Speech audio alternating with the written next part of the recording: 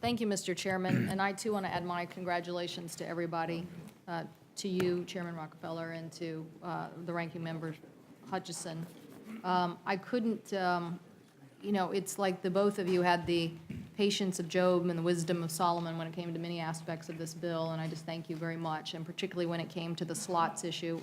Sometimes I think it would have been easier to have the airlines do mud wrestling, but somehow you guys got everybody to work together on getting access to Western states while still preserving competition. And I think there's more work to be done, but I thank my colleagues in the House, Chairman Micah and Ranking Member Rahal, for their leadership. I don't know if it was smoother sailing over there, but it certainly seemed like it was in some ways. So thank you to you and all my House colleagues, and obviously to Chairman Baucus and Ranking Member Hatch and Chairman Camp and Ranking Member Levin and everybody who's been working on pulling this together.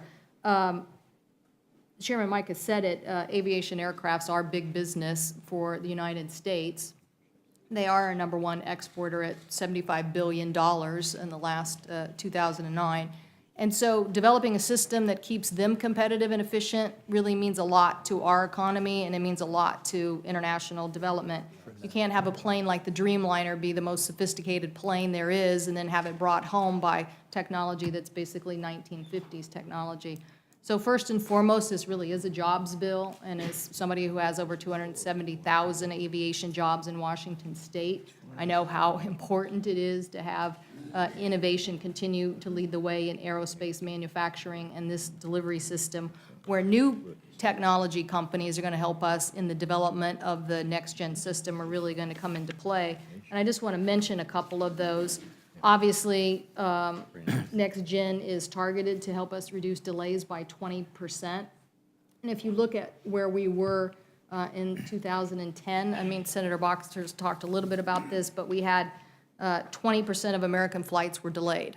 So if you think about all of those delays and how they hamper our economy and the inefficiencies and what it does to travelers and what it does to the expense, the FAA is estimating that this legislation will help us provide $22 billion in cumulative savings to the traveling public and to the airlines by implementing this legislation in the next-gen system. Obviously, it has the capacity to reduce total flight delays by roughly 21%. And I just want to talk about that for a minute, because that whole area of, for example, surface coordination, just knowing that taxiing at airports and the systems and vehicles and reducing taxiing time and takeoff times and landings. A demonstration of this technology was done that is what this bill will fully implement. And that demonstration project at Memphis and New York, JFK, reduced taxiing times by roughly 4 minutes. And a similar taxiing program for FedEx reduced it by 15%.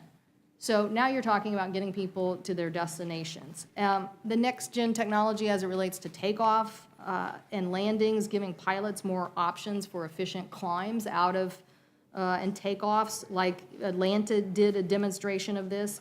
So using that system of sharper navigation, they were able to reduce their delays by 20 to 43%, and increase capacity by 6 departures per hour, saving $105 million in a little more than 3 years. So that's the potential of this technology. And the long-term benefits, obviously, in saving fuel and reducing carbon are significant. People estimate that it'll save about $1.4 billion of annual fuel costs and reduce carbon monoxide. But getting cruise paths for airlines, too, another way we can save time and efficiency. It has been estimated that 156 trans-Pacific flights per week between U.S., Canada, Australia, and New Zealand adopted the efficiencies that we're talking about here, and it allowed the airlines to save more than 10 million gallons of fuel.